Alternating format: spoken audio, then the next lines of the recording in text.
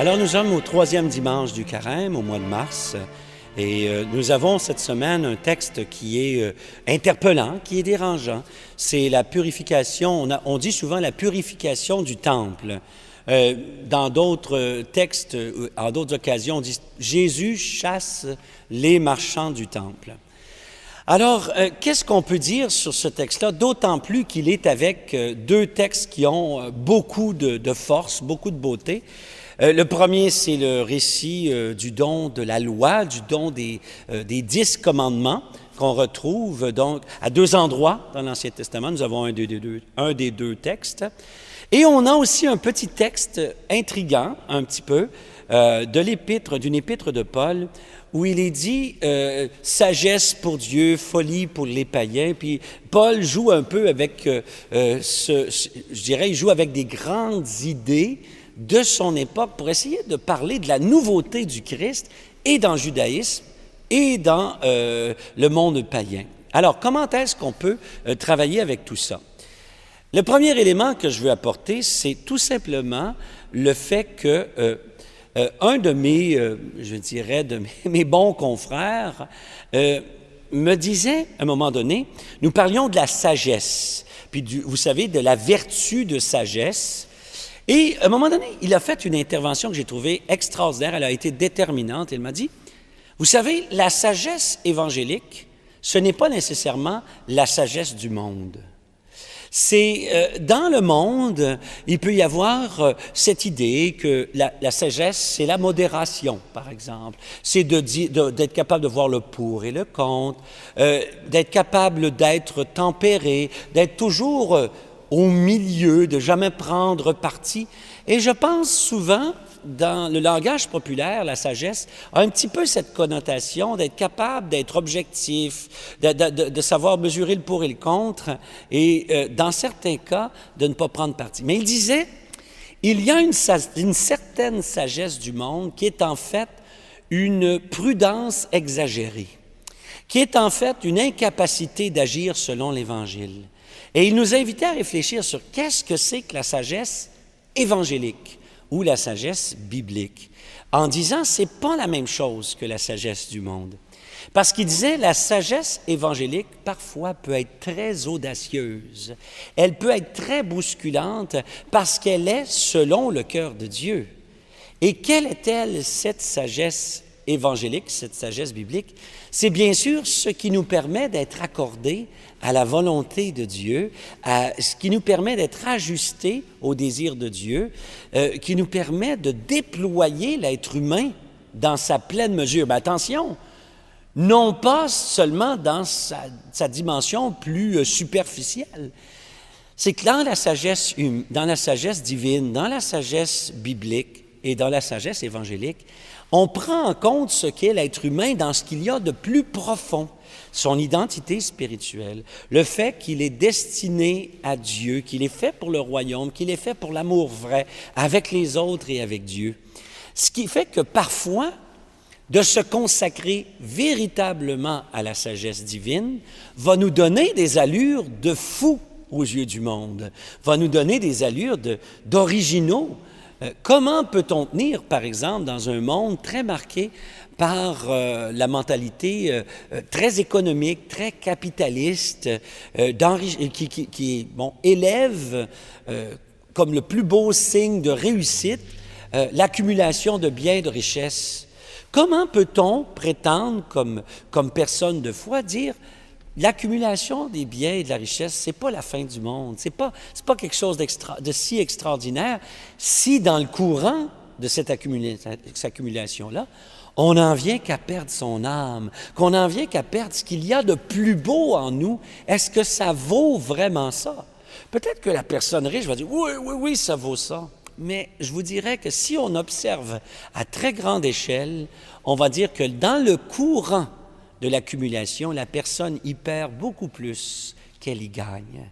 Et on va dire souvent, elle devient de plus en plus une chose en accumulant des choses. C'est une façon de dire, de décrire la situation. Alors, on se retrouve avec un texte qui s'appelle le Décalogue. Malheureusement, ici au Québec et peut-être ailleurs aussi, On en a fait comme une liste de 10 commandements égaux qui sont tous pour la gloire de Dieu. Tu ne voleras pas, tu ne prendras pas l'épouse de ton... etc. Bon.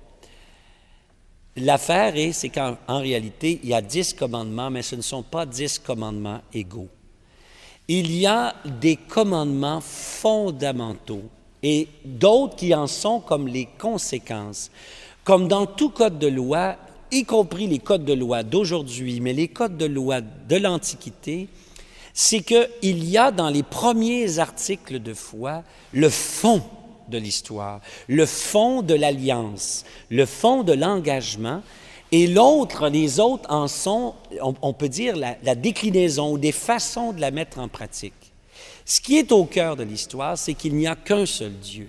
Il n'y en a qu'un seul, il n'y en aura qu'un seul, et tout ce qui fait obstacle à cette place unique qu'a Dieu, eh bien, il faut ne pas hésiter à l'écarter.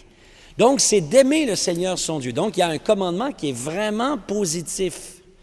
C'est d'aimer le Seigneur notre Dieu. Il n'en est pas d'autre.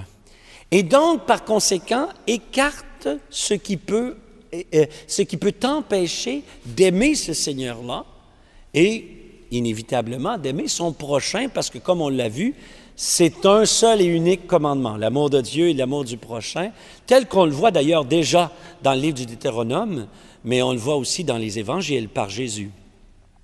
Donc, la conséquence, l'amour de Dieu, donc, tu n'adoreras pas des idoles. Alors là, moi, je vois certains de mes grands amis de différentes confessions protestantes qui vont s'insurger contre des vitraux ou des statues en ne réalisant pas que ce n'est pas une question d'adoration. Je n'adore pas le vitrail. Je n'adore pas un saint ou une sainte. Je n'adore même pas Marie. Les gens, on nous reproche tellement alors qu'on parle de vénération, parce que ce sont des êtres humains qui n'ont pas du tout la place de Dieu. Ce n'est pas du tout de la même nature. Alors, ce que pour nous, c'est que c'est clair que, comme catholique, si je comprends bien ma foi, je ne crée pas des images que j'adore. Toutes les images que je fais sont des images qui célèbrent la gloire de Dieu, dans les saints et saintes, dans les figures bibliques, Alors, pour nous, c'est tout ça, c'est pour laisser passer la lumière de Dieu comme un vitrail, c'est pas pour prendre la place du soleil. Alors, il y a quelque chose qui est un petit peu, je dirais, qui est vicié dans la lecture que certains, des fois, en font. Mais quoi qu'il en soit, le fait de ne pas avoir d'image, c'est afin de garder à Dieu sa primauté, sa place unique.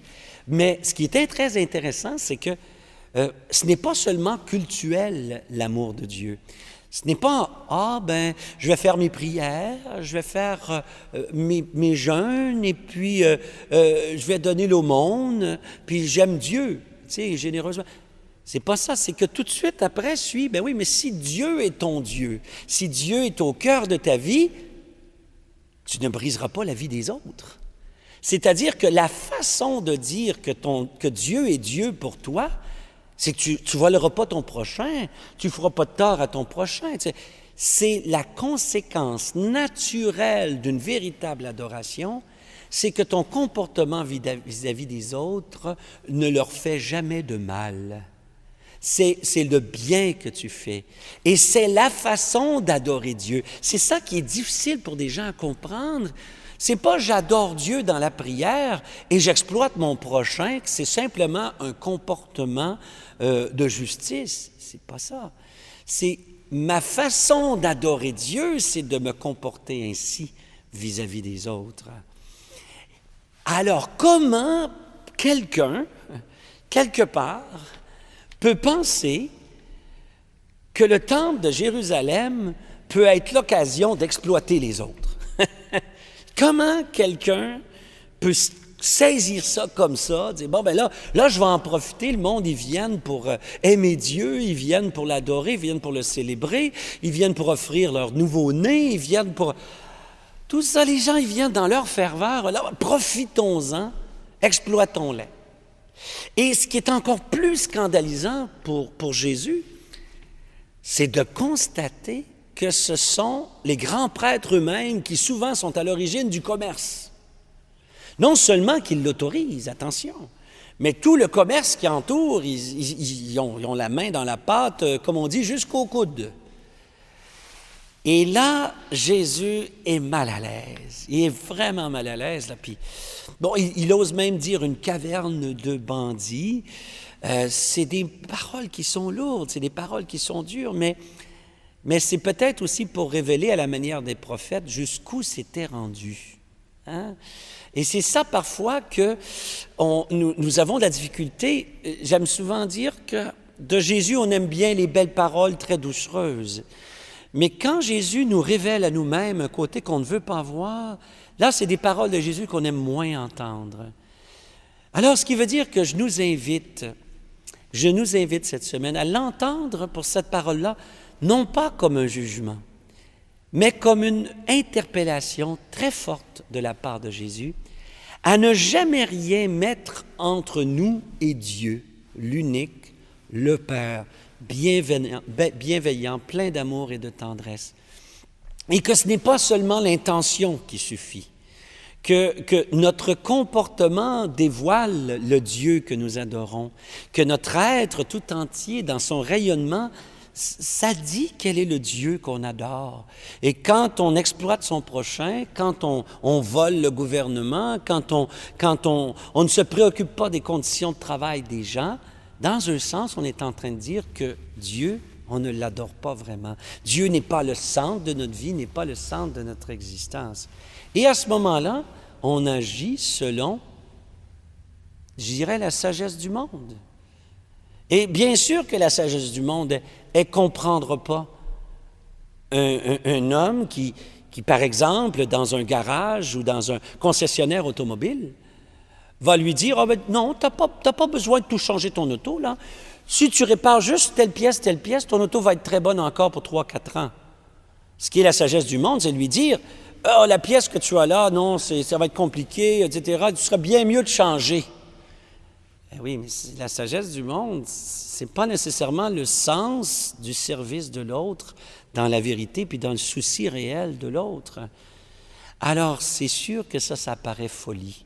Un concessionnaire automobile ou un garagiste qui dit « Hey, on va régler ça, ça va être simple, tu vas voir. » C'est sûr qu'il apparaît peut-être un peu fou selon la logique du marché, mais peut-être qu'il est beaucoup plus proche du royaume de Dieu, que lui-même le pense d'ailleurs, soit dit en passant. Alors, pour résumer, la véritable adoration de Dieu prend les allures, elle infiltre tous nos agirs, tous nos comportements.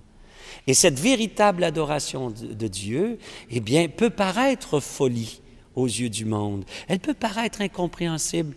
C'est pas grave, on le fait. Ça peut arriver des fois aussi qu'on le fasse et que nous soyons incompris, mais continuons de le faire comme le Christ l'a fait. Ça a été un peu pénible une fois, sans doute qu'il n'a pas toujours fait ça comme ça, mais cette fois-là, peut-être que c'était si important et nécessaire qu'il fallait le faire. Amen.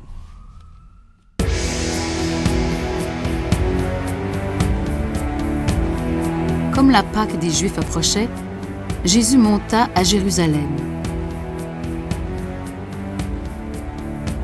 Il trouva installés dans le temple les marchands de bœufs, de brebis et de colombes et les changeurs.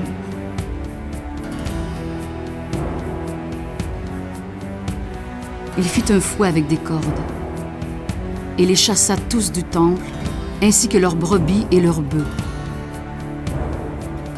Il jeta par terre la monnaie des changeurs, renversa leur comptoir et dit aux marchands de colombes : « Enlevez cela d'ici. Ne faites pas de la maison de mon père une maison de trafic. » Les Juifs l'interpellèrent. « Quel signe peux-tu nous donner pour justifier ce que tu fais là ? » Détruisez ce temple, et en 3 jours, je le relèverai. Il a fallu 46 ans pour bâtir ce temple. Et toi, en 3 jours, tu le relèverais ? Mais le temple dont il parlait, c'était son corps. Aussi, quand il ressuscita d'entre les morts, ses disciples se rappelèrent qu'il avait dit cela. Ils crurent aux prophéties de l'Écriture et à la parole que Jésus avait dite. Ils se rappelèrent également cette autre parole de l'Écriture. L'amour de ta maison fera mon tourment. Pendant qu'il était à Jérusalem pour la fête de la Pâque, beaucoup crurent en lui à la vue des signes qu'il accomplissait. Mais Jésus n'avait pas confiance en eux, parce qu'il les connaissait tous et n'avait besoin d'aucun témoignage sur l'homme. Il connaissait par lui-même ce qu'il y a dans l'homme.